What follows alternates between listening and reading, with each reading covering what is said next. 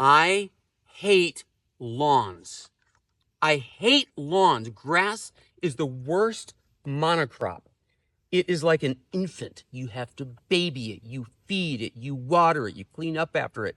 It's the roots are shallow, so they need constant attention. They need to be mowed, usually with gas emissions producing equipment. It's just, they're not good for, native species, pollinators. It's just gross. I've always been a climate activist. I can remember haranguing my parents when I was really little. Like, once I understood how oil and gas work, I remember saying, actually, two things I worried about running out of. One was oil and gas, and one was salt. Okay, I was 5. Cut me some slack. And you're new to Bedford. Yeah. So what made you decide to take this beautiful piece of property and contact Rooted Solutions? Our master plan was to move in finally in 2023. And we started looking. I wanted to be closer to the city, closer to the airports. Nikki wanted a little more rural. She wants to raise bees and chickens. And those two things seem to be opposing each other in many ways. But there is one place where you are both closer to the city and more rural. This is it. I heard that Bedford 2030 had this free outfit that would come by and advise you, and that's how it started. What do you and Nikki hope your yard will look like? I mean, you see these pictures of people who've meadowed their property, who've rewilded it, who've strategically bushed and shrubbed it. So I think after our consultation, what we've decided to do is let the grass just grow.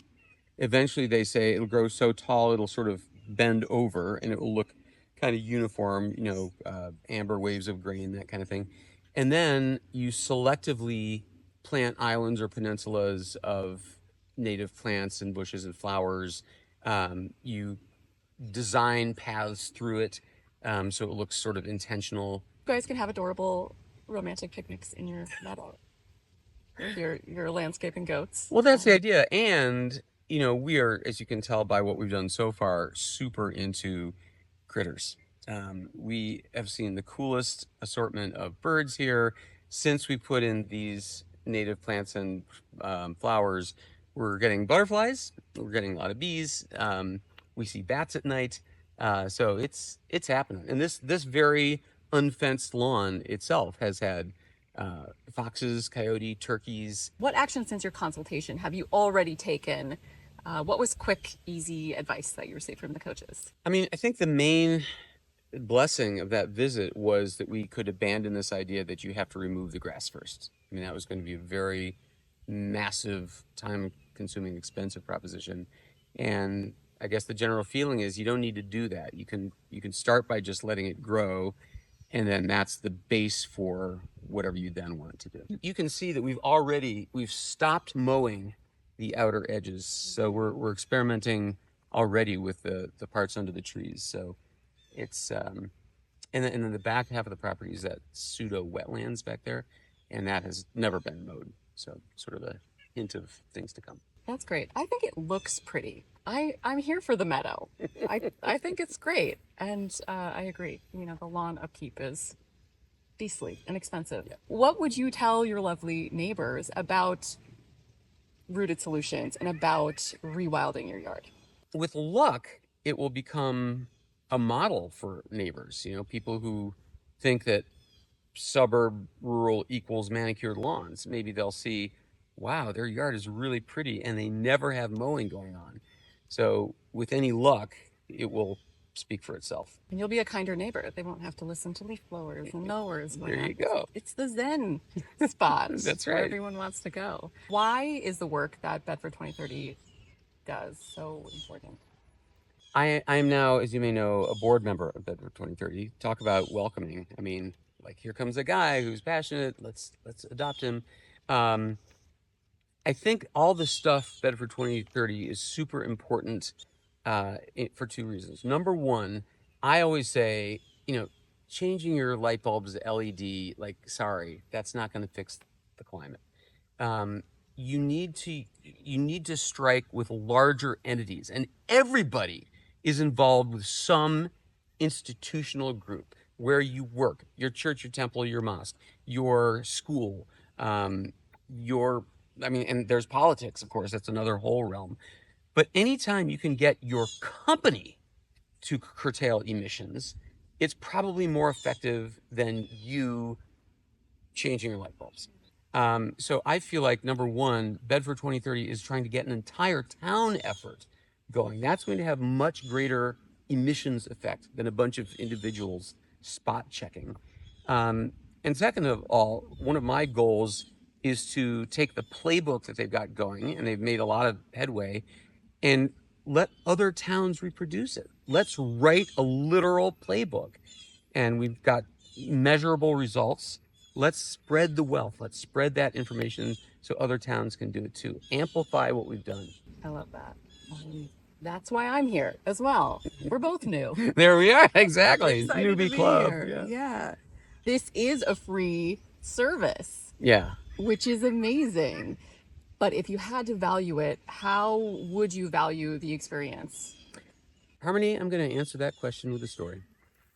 When we moved out of Westport, a house that had been occupied by 6 people, and now I was an empty nester, we had a lot of junk to unload. And I wanted to attempt to purge this house without putting anything in the landfill. So it became a 6-month project of garage sales and Facebook Marketplace and giveaways. And ultimately, we mostly succeeded.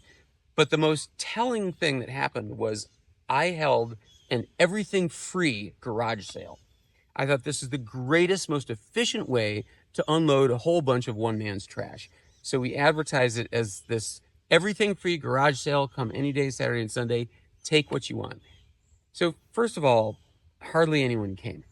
It just smelled, like it's probably crap. Second of all, the people who did come, they kept saying like, how much is this? I'm like, no, it's all free. You can just take it. And inevitably they go, oh, okay. Like free makes people think there's something wrong with it. And so I'm here to say that these consultations by experts, the Rooted Solutions thing, is genuinely free, and it's not junk. I mean, it is something that you would ordinarily pay for. You're just getting it free. So I can't see any reason why anybody wouldn't want to invite the crew over. Maybe you're not ripping up your 4 acres, but maybe you have a smaller area you'd like to do natively to get more butterflies. Whatever it is, it's free. So what the hell? Yeah, anything helps. It has a ripple effect. If there are more butterflies, they're pollinating more flowers, and there are more bees. Exactly. My favorite. Exactly. And by the way, so what happens is they come, they interview you, they tour the property, they take a look at what you've got.